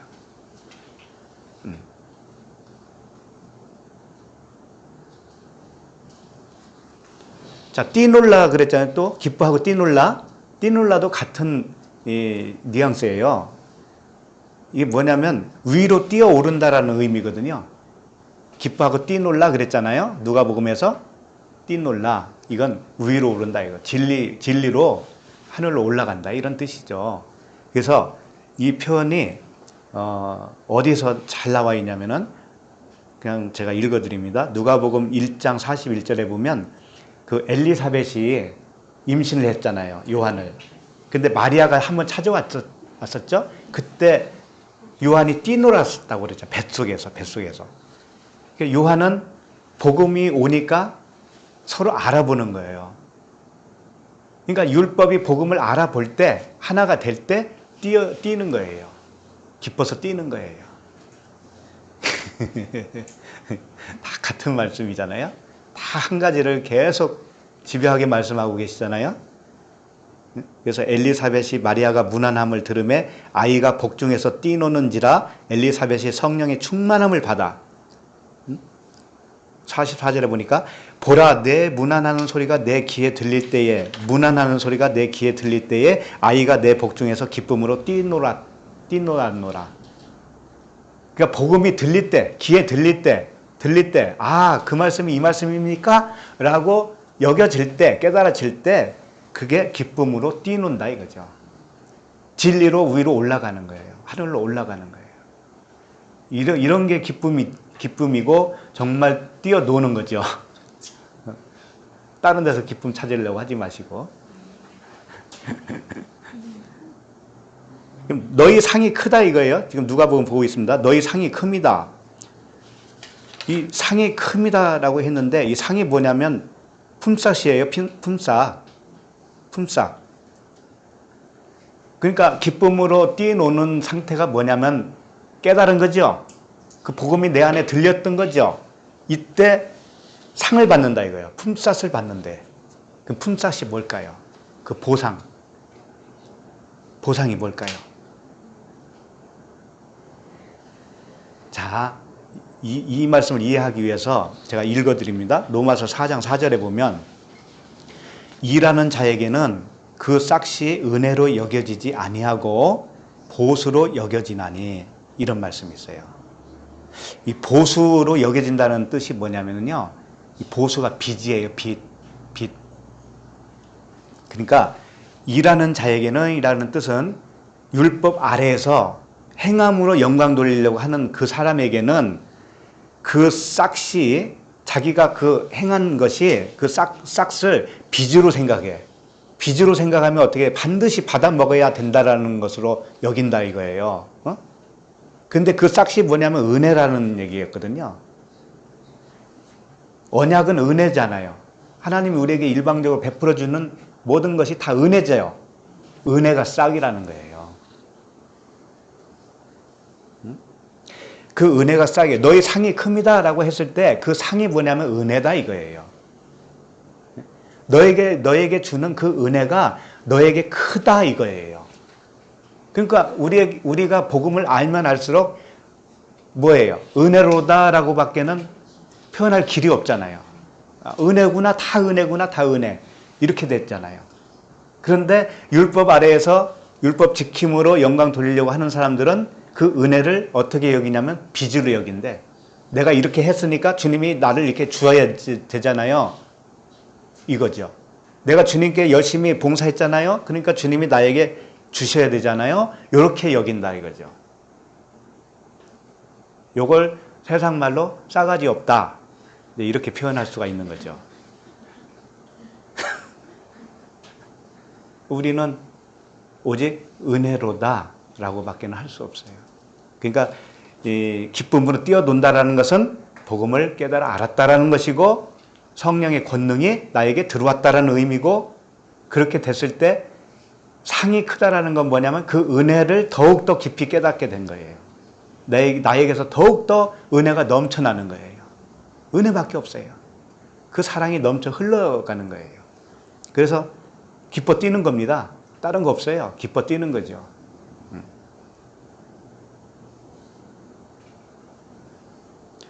그들의 조상들이 선지자들에게 이와 같이 하였느니라 라고 하는 의미는 뭐냐 하면 그들의 조상들이 선지자들에게 이와 같이 하였다라는 건 뭐냐면 그 조상들 아버지라고 되어 있어요. 파테르예요. 아버지예요. 그들의 아버지가 선지자들에게 이와 같이 했다라는 의미죠. 선지자는 복음을 깨닫고 있는 자들입니다. 복음을 깨닫고 있는 자들인데 그 조상, 그 파테르 아버지는 뭐예요? 눈에 보이는 율법을 말하는 거예요. 그 성전, 눈에 보이는 성전이 율법이 선지자들에게 너는 뭐예요? 멀리하고 욕하고 미워하고 이랬다 이거죠. 선지자들에게. 그러니까 쉽게 말해 이런 거예요. 율법으로 죄를 깨닫게 했다 이런 뜻이에요. 쉽게 말하면. 그러니까 율법으로 죄를 깨닫게 된 사람들이 누구다? 선지자다 이런 뜻이에요. 이런 뜻이에요. 쉽게 말하면. 예수님이 그러잖아요. 바리새인 보고 너희 아비 마귀라고 그러잖아요. 너희 아비 마귀 할 때 그 파테르거든요. 아버지가. 그 파테르 아버지 마귀 그것이 율법이다 이거죠. 율법이 너희를 낳은 거야. 거기서 너 한 번 더 낳아야 돼. 복음으로 한 번 더 낳아야 돼. 이렇게 된 거죠. 그러니까 복음으로 한 번 더 낳은 사람들이 선지자들이에요. 자, 그러면 24절 이제 얼마 안 남았어요. 24절. 그러나 화 있을진저 너희 부요한 자여 너희는 너희의 위로를 이미 받았도다. 이렇게 되어 있어요. 자, 화 있을진저, 이제 너희들 이제 망할 자들, 이런 뜻이겠죠? 망할 자들아, 너희들은 부여한 자다 이거예요. 너희들은 부여한 자다. 그리고 너희는 이미 위로를 받았다. 이렇게 말씀을 하시는 거죠. 그래서 주님이 이런 말씀도 하셨어요. 마태복음 19장 23절에 보면 예수께서 제자들에게 이르시되 내가 진실로 너희에게 이르노니 부자는 천국에 들어가기가 어려우니라. 부자는 천국에 들어가기 어렵다. 그러면 부자의 의미가 뭘까요?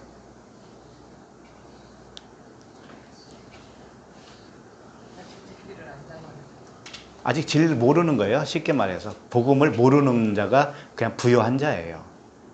예수도 알고 말씀도 잘 알아요. 달달 외우기도 잘 하는데 자기가 그대로 있어요. 자기가 잘못 알고 있는 거죠. 말씀이, 그 율법의 말씀이 그대로 살아있어요. 그러면 그 율법으로 부요한 자가 된 거예요. 그 자체가 뭐냐면 이미 상을 받은 거예요. 이미 위로를 받은 상태예요. 그게 너희의 위로를 이미 받았다. 너희의 위로라고 그러잖아요. 자기 자신이 위로가 되는 거예요. 자기의 위로예요.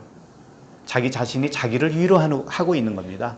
내가 이만큼 했으니까 이렇게 잘 되고 있는 거야 라고 위로를 하는 겁니다. 스스로가. 내가 기도를 했더니 이렇게 됐다라고 스스로 위로를 하는 거예요. 기도하지 말라는 뜻이 아닙니다. 기도해야 돼요. 그러나 어떤 방향으로 하느냐가 중요하죠. 부여한 거예요. 그러면 다른 측면에서 보면 요한계시록 3장 17절에 있는데 부여하다는 의미, 요한계시록 3장 17절에 보면 내가 말하기를 나는 부자라 부여하여 부족한 것이 없다 하나 내 공고한 것과 가련한 것과 가난한 것과 눈먼 것과 벌거벗은 것을 알지 못하는도다. 그러니까 부자라는 의미가 뭔지 이제 알겠죠? 공고하다, 가련하다, 가난하다, 눈멀고 벌거벗었다라는 것을 모르면 그걸 발견하지 못하면 그 부자다 이거죠. 그럼 그 부자는 천국에 들어간다? 못 들어간다 이거죠.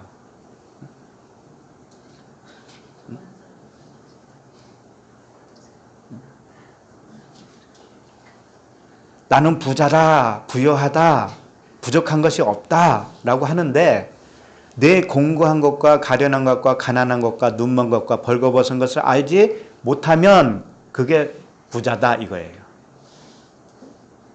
그러면 위로는 그것을 뭘까? 위로받는다는 의미는 뭘까요? 이것을 아는 것이 위로받는 거예요.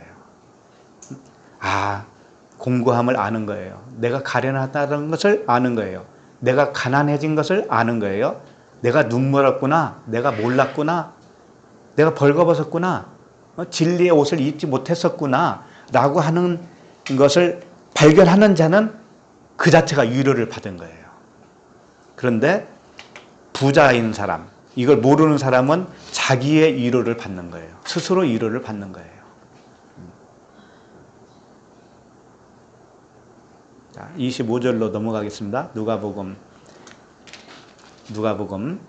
6장 25절 화 있을진저 너희 지금 배부른 자여 너희는 줄이리로다. 화 있을진저 너희 지금 웃는 자여 너희가 애통하며 울리로다. 자, 화로다 라고 하는 단어는 우아이라는 단어인데 슬프다 이런 뜻이에요. 화로다. 너희들 어떡하니 이런 뜻이에요. 화 있을진저 너희 지금 배부른 자여 라고 했죠. 배부른 의미는 이미 알았죠. 못 보고 있는 거죠. 못 깨닫고 있는 거죠. 그런 자들은 화가 임해야 굶주려진다 이거예요. 그러니까 지금 복음을 주님은 반대편으로 다시 설명을 하고 있는 거예요. 너희들 화가 임해서 너희들은 멸망받을 거야 이런 의미로 준 게 아니고 너희들은 지금 모르잖니? 모르고 있으면 배부른 자야? 이 배부른 자는 굶주려야 되잖아. 굶주려야. 그렇죠? 굶주려야 어떻게 되는 거예요? 진정한 배부른 자가 되잖아요. 그러니까 굶주리려면 어떻게 되냐면 화가 임해야 된다 이거지. 화가 임하는 것이 뭐냐면 주님이 권능으로 들어가시는 거예요. 그분이 우리에게 들어오시면 그게 화가 임한 겁니다. 우리에게. 들어오심과 동시에 내가 율법 아래에서 내가 죄인이구나, 가난한 자였구나, 이걸 깨닫게 된 거잖아요. 그거에 화라는 거예요, 그것이. 그러니까 이게 복음이에요, 지금 이 말씀도. 저주를 퍼붓는 그런 말씀이 아니라니까요. 화 있을진저 하니까는 너희도 어떻게 하니? 화를 당하긴 너희들 큰일 났다, 이런 뜻이 아니라 화를 당하면 배부른 자가 줄이게 된다, 이런 뜻입니다. 그리고 화 있을진저 너희 지금 웃는 자여 너희가 애통하며 울리로다. 이건 뭐냐면 화를 당해야 네가 지금 배부르다고 웃고 있는 네가 다시 우는 자가 될 거야. 진정으로 우는 자가 되어야 진정으로 웃는 자가 될 수 있지 않니? 이제 이런 뜻이죠. 이 반대편에서 말씀을 하신 겁니다. 다 같은 말씀을 반대로 말씀하신 거예요. 그러니까 화를 당하는 것이 무엇이냐? 은혜 받는 거예요. 다른 말로 하면은. 은혜 받으면 부했던 내가 가난해지게 되는 거예요. 그럼 가난한 자는 뭐라고 그랬어요? 천국이 너희 것이다. 하나님 나라가 너희 것이다. 그랬잖아요. 그러니까 화를 당해야 하나님 나라가 너희 것이 되는 거예요. 같은 말씀을 계속 하신 거죠. 자, 26절. 모든 사람이 너희를 칭찬하면 화가 있도다. 그들의 조상들이 거짓 선지자들에게 이와 같이 하였느니라. 자, 여기서 거짓 선지자들에게는 많은 사람들이 어떻게 했었냐면은 평안하다 이랬다고요. 거짓 선지자들을 칭찬을 했어요. 거짓 선지자들. 예를 들면은 이스라엘이 망할 거다 라고 외치는 선지자는 있었죠. 그건 진짜 선지자거든요. 근데 그 선지자의 말은 안 들어요. 그리고 이스라엘이 평안할 거야 라고 하는 선지자들은 잘한다 칭찬을 했단 말이에요. 그러면 이게 무슨 뜻이냐? 그렇게 칭찬을 하잖아요. 그러면 화가 있다라는 거예요. 화가. 무슨 뜻이냐?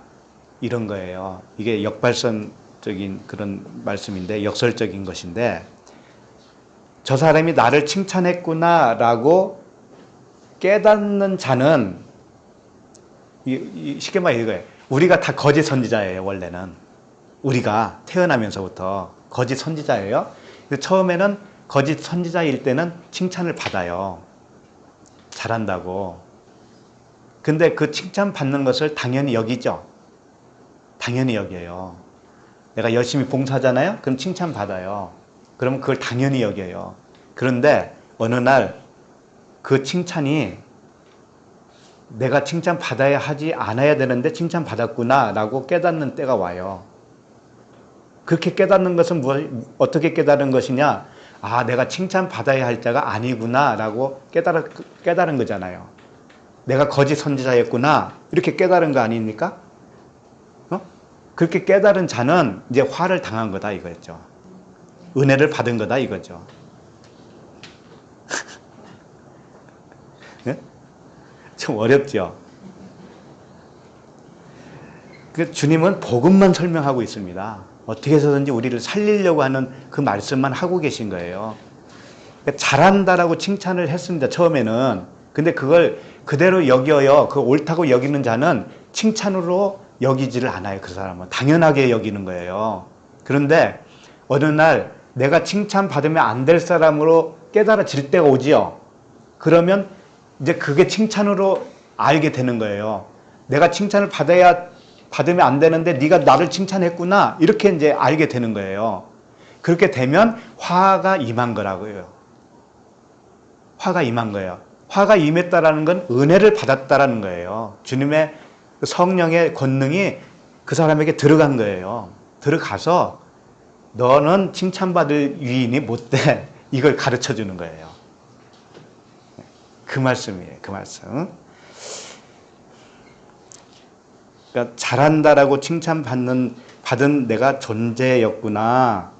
내가 칭찬받을 존재가 아닌데 잘했다라고 받았구나 지금까지. 그러니까 잘못됐구나.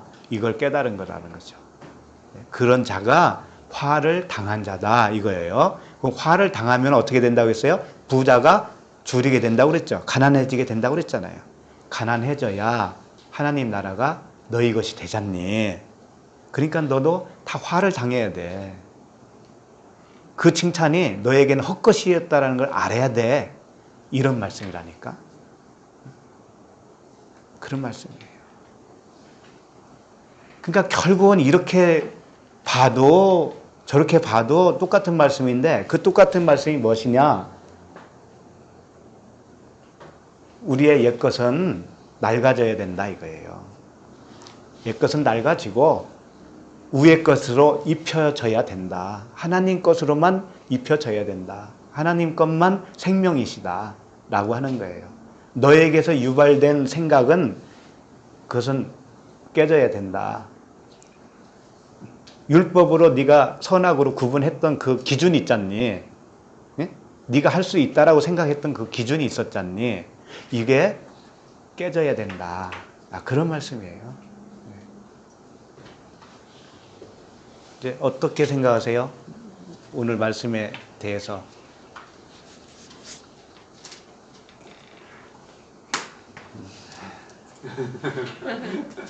전부 다 이제 복음으로 이렇게 풀어나가시니까 네네. 참 그냥 보통 사람들이 네. 이해하기는 상당히 힘든 것인데 네.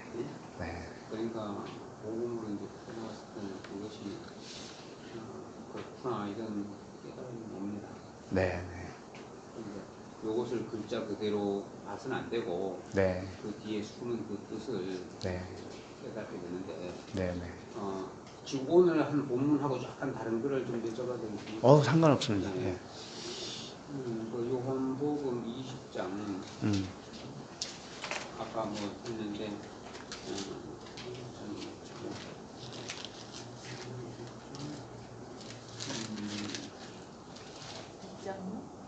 20 마리아가 네. 그 안에 들어가서 봤을 때에 네. 그 천사가 있었고 네네. 그 뒤에 예수님이 이제 목소리 나오잖아요. 네네. 이 마리아는 그 사람이 동산식인 줄 알았다 이거죠. 네네네. 그러니까 동산식인 줄 알았는데 그것이 예수님으로 나서 예수님이 말씀하시는 걸로 나타나거든요. 네네. 그런데 마리아는 예수님을 굉장히 많이 만났잖아요. 네. 많이 보고 이랬는데 네. 그것이 동산식인 줄 알았는데 예수님이 그 말씀을 하셨다. 네. 이랬을 때 네.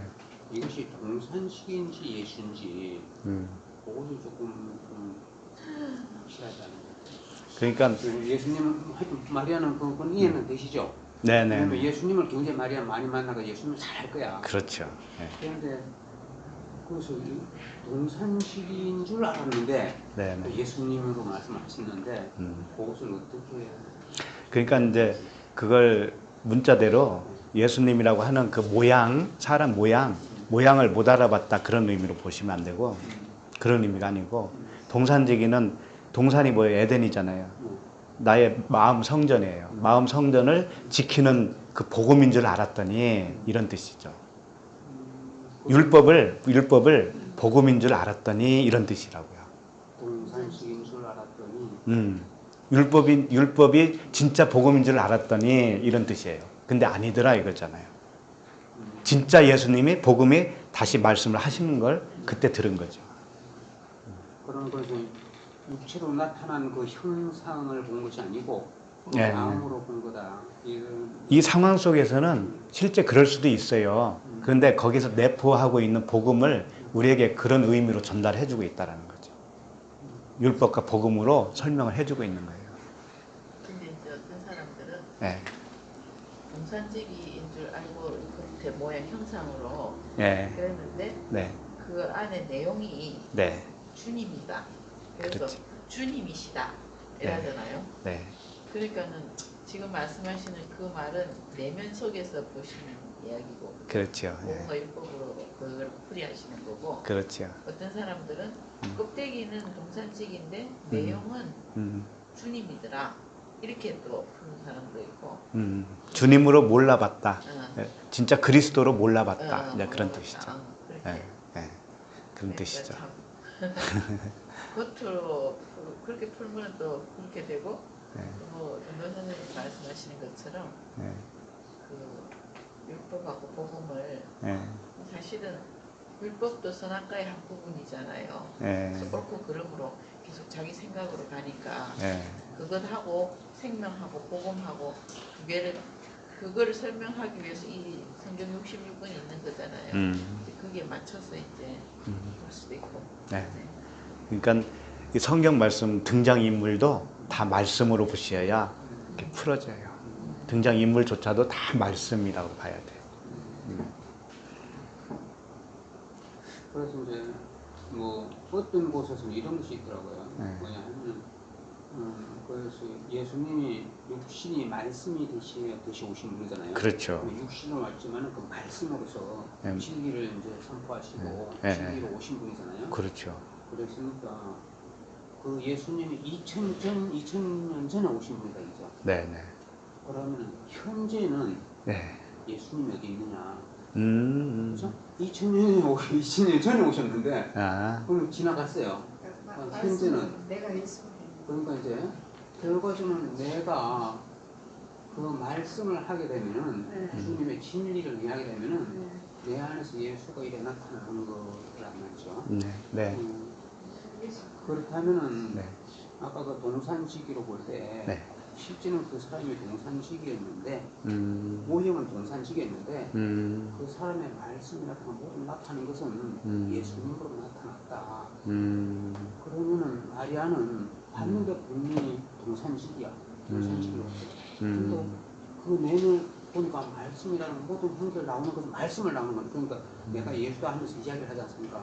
아, 그런 안에서 나오는 건 예수님이야. 그랬을 때는 동산지기지만 예수님이야. 이렇게 볼 수도 있지 않겠냐. 그런 생각이 좀 듭니다. 네, 네. 근데 사람 등장 인물이 동산지기라고 하는 착각을 예수님의 모습이 부활하고 보니까 원래 예수님의 모습이 아니어서 못 알아봤다든지 그런 의미가 아니에요. 그거는 그런 예, 의미가 있다. 예. 예를 들면은 엠마오로 내려간 두 제자가 가다가 예수님이 오셨잖아요. 근데 못 알아봤다고 그랬죠. 그것도 같은 의미예요. 예. 그 사람 모습이 변해서 못 알아봤다는 그런 의미로 받아들이면 안 되고, 예, 그분이 진짜 복음으로 알아보지 못했다 이런 뜻이에요. 그분을. 그분을. 예. 그런데 그분이 선지자를 시작해서 모세의 글과 선지자의 글을 다 풀어줬을 때 그때 알아봤잖아요. 나중에. 그게 진짜 그분인 것을 그때 알아봤잖아요. 그러니까 알아봤는데 어디로 간가 없어져 버렸죠. 그분이 없어졌잖아요. 어디로 갔을까요, 그분이? 그분이 제자들에게 들어간 거예요. 그 순간에. 그렇기 때문에 우리는 이 현상, 등장인물, 그런 그 겉의 문자에 항상 함정으로 우리가 빠져요. 함정이 빠져요. 그래서 이제 그런 눈을 열어주시면 이제 말씀을 볼 때 다르게 보이죠, 이제. 점차적으로 그렇게 될 거예요. 주님은 그 말씀을 하고 싶은 것이지, 마리아가 못 알아본 것이 여기에 무슨 복음입니까? 마리아가 동산지기인 줄 착각을 했어. 그게 무슨 복음이 되겠느냐 이거죠. 아니 그것보다 우리가 이렇게 하나님이 사람을 창조할 때 하나님이 형상으로 창조했잖아요. 네. 그 우리는 이게 형상이잖아, 껍데기잖아요. 네. 그러면 그 안에 진리이신 주님이 들어와 있을 때에 주님이 하나님이 만드신 그 원래 목적대로 가는 거잖아요. 근데 우리가 그 안에 비진리가 먼저 들어간 거잖아요. 잘못된 게 들어가갖고 우리가 말해야 될 거를 말하지 않고 다른 걸 말하고 살았잖아요. 네. 근데 어느 날 율법으로 자기를 비춰보니까 내가 옳다고 생각하고 이게 맞다고 생각한 모든 사고 체계가 네. 이게 다른 진리가 아니구나. 네. 이거를 깨달았잖아요. 네. 우리가. 네. 그러면은 그 깨달음을 이것이 십자가에서 예수 그리스도가 이것을 바꿔주시기 위해서 오신 거잖아요. 네. 진리로 우리 안으로 들어와서 원래의 우리가 만든 목적대로 네. 가기 위해서 예수 그리스도가 하나님이 사람의 몸을 입고 와서 십자가 사역을 해서 죽고 부활함으로써 우리 안으로 들어와서 우리가 지금은 옛날에 하던 말과 다른 말을 하게 된 거잖아요.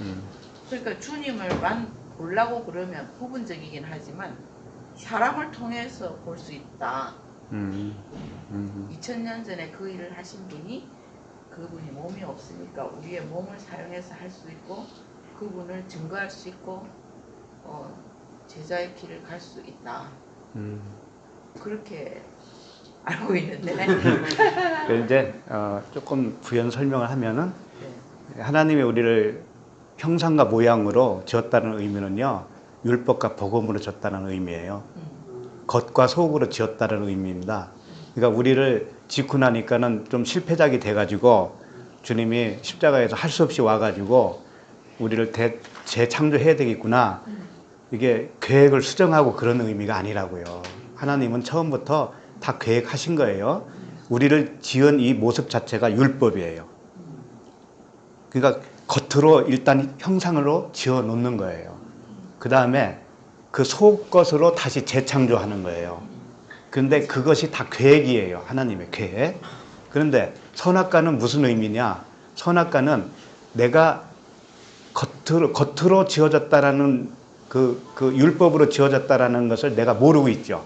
모르고 있기 때문에 그걸 폭로를 시켜야 돼. 가르쳐 줘야 돼. 그래서 선악과라고 하는 기준을 딱 주신 거예요. 기준을 주었다라는 의미는 이런 것과 같아요.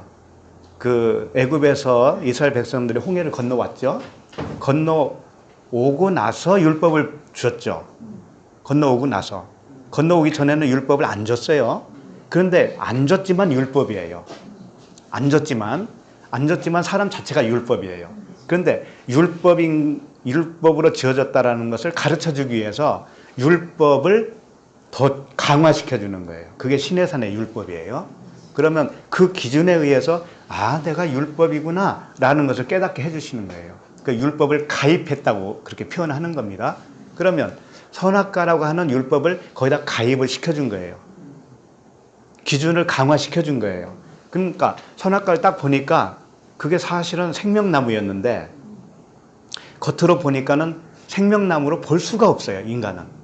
그러니까 율법으로밖에는 안 보이거든요. 근데 율법으로 봤다라는 의미가 세 가지로 나오죠. 먹음직하고 보암직하고 지혜롭게 할 만큼 탐스럽기도 하고.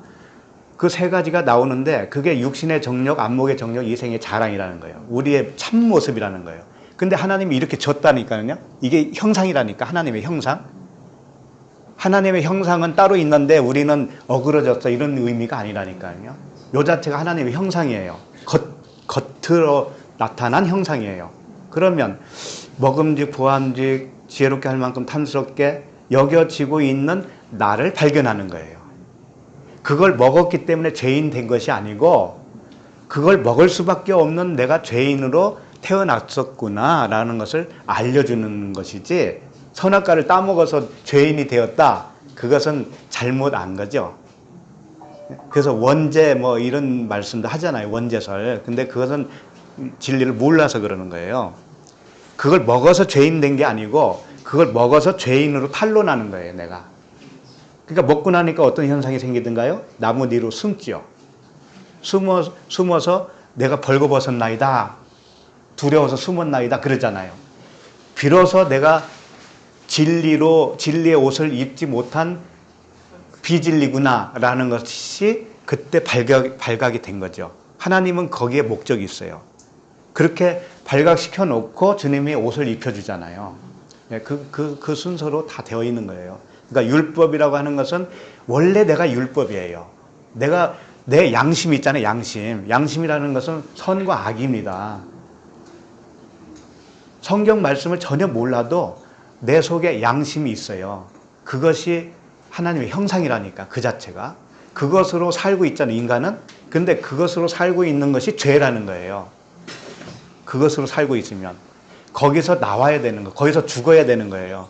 그 양심대로 살 수 없는 자신을 발견해야 되고, 율법으로 살 수 없는 자기를 발견하면 그것이 십자가의 죽음이에요. 그렇게 해서 그 생명으로 살게 되는 거예요. 생명으로. 영으로 사는 거예요. 영으로. 말 아닌가? 같은 말이죠. 항상. 이렇게 해도 그렇고 저렇게 해도 되고. 어떻게 생각하느냐에 따라서 차이가 음. 있지. 그러니까- 먹고 그렇게 됐다고 하는 거고 먹지 마라 그랬는데 내가 먹었기 때문에 그렇다 이렇게 생각하는 사람도 있고. 근데 원어에는 먹지 말라라는 말이 아니고 이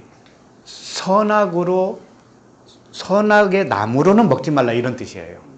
생명나무로 먹으라 이런 뜻이었어요, 그게. 근데 생명나무로 먹을 수 없잖아요, 우리가. 예, 그러니까 생명나무로 먹을 수 없는 너를 발견해 이런 뜻이란 말이에요. 그 의도가 있지. 뭐 그런 괜히 우리를 죄인 만들려고 하나님이 일부러 거기다가 할 일 없이 그걸 심어 넣겠어요? 죄인이라는 것을 발견시키기 위해서. 예, 그렇게 해서 우리를 구원시키는 겁니다. 근데 가만 우리 육을 가진 이 존재 자체가 고함직하고 먹음직한 거를 먹게 돼 있잖아. 먹게 되어 있어요. 본능적으로. 그렇죠, 그렇죠. 그러니까 예. 그런 뭐 여러 측면으로 얘기하는. 그러니까 율법은 죄를 깨닫게 하려 합니다라고 하는 말 속에 다 들어있어요. 예. 선악과도 율법이에요. 근데 생명을 알라 하면 율법을 알아야 되듯이 빛이 올라면 자기가 어둡다는 걸 알아야 어둠이라는 걸 알아야지만이 그 빛을 사모하고 당연하죠. 이제 그렇게 되는 거잖아요. 당연하죠. 지금 그 얘기를 계속 하는 거지. 네, 그래서 저녁이 되는 게 아니야. 그렇죠. 예, 예. 예. 그렇게 해서. 깨닫기까지가 어려우니까 네. 몇십 년이 내가 어둠인지를 모르고 지가 어둠인 줄 모르니까 그게 문제지. 모르고 알고 내가 빛이라고 나한테 따라준다는데. 어둠이라는 것은 빛이 와야지 어둠인 줄 알지. 예. 어둠 속에 있으면 그렇죠. 빛이 안 오면 어둠을 모르지. 지가. 모르지. 그렇죠. 예. 빛인지 어둠인지 아무것도 모르고 살지. 기도하고 마치겠습니다. 하나님 아버지, 이 시간 말씀을 통하여서 하나님의 자녀들에게만 주시는 그 하늘의 참 만나를 먹여주시니 감사합니다. 모든 말씀이 육체의 법이 아니라 아버지의 사랑이었음을 가르쳐 주시니 감사합니다. 이 크신 은혜에 감사와 찬양을 드리며 예수 그리스도 이름으로 기도드립니다. 아멘.